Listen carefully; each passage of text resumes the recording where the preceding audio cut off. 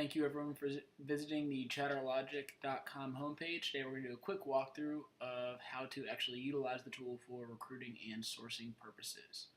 To start off, we're going to go ahead and log in the top right hand corner. If you need to create an account, you can do that with just an email address. You'll have access for up to 5 days depending on the beta trial that you're underneath. After that, your account will be locked out and you will actually have to pay to proceed.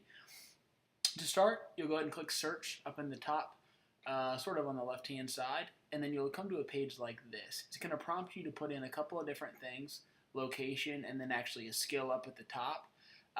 We went ahead and put in just a zip code. It's the most accurate in terms of pulling location. You can actually put in city, comma city if you prefer. Then on the right hand side, you'll actually put in a radius if you so choose. If you don't want to put a radius, that's fine. Make sure it is formatted as the number, so 10, and then MI for miles afterwards. It's the only way the tool will accept it. Excuse me. Here, we're going to see a list of returned potential candidates. You're going to have on the left-hand side their photo. There's a Twitter link down at the bottom. There's a circle in the middle of the result at the bottom that's going to be indicative of how likely that person is to qualify for a government clearance.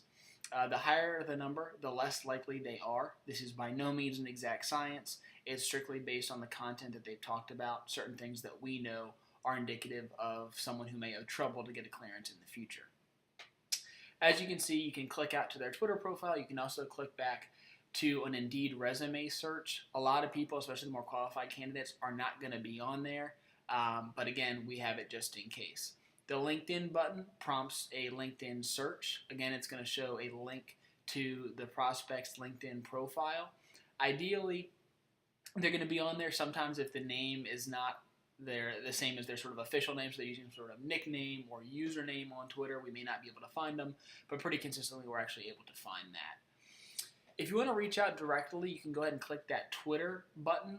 It's the little bird. It will send a message of your choosing to the potential candidate. Right here under the account setting page, you can actually come in and edit what that message looks like. We generally standardize it, so put something that's sort of all-encompassing regardless of the requisition you're looking for, or you're pushing, I should say, and just as a generic link to your company's job postings. That way you can kind of go through, you find the matches, you pull them up on LinkedIn, so on and so forth. If you don't want to connect to them on a different platform, you can go ahead and do this. This results page actually doesn't show any people with emails. A lot of times we'll actually pull email accounts back as well for the potential prospects, and there will be a very similar looking function that allows you to do the same thing but actually send an email directly to the prospect versus tweeting at them. We're going to go ahead and run through really quickly right here, and I'll just kind of show you, if you wanted to go ahead and send that Twitter message, what it would look like. Just once you actually input the information into the back end in that settings page, you click that Twitter button and you are good to go. Now down here on the right, you'll see what looks sort of like a spreadsheet. When you click that button, it's actually going to export all of your potential candidates into this format. That way, if you want to share it around with people internally, you can. That's all we have. Thank you for watching.